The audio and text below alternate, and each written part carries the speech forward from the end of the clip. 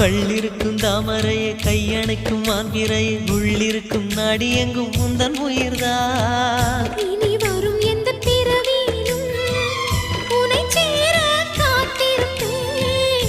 விழி மூடும் இமை போல விலகாமல் வாழ்ந்திருப்பேன்.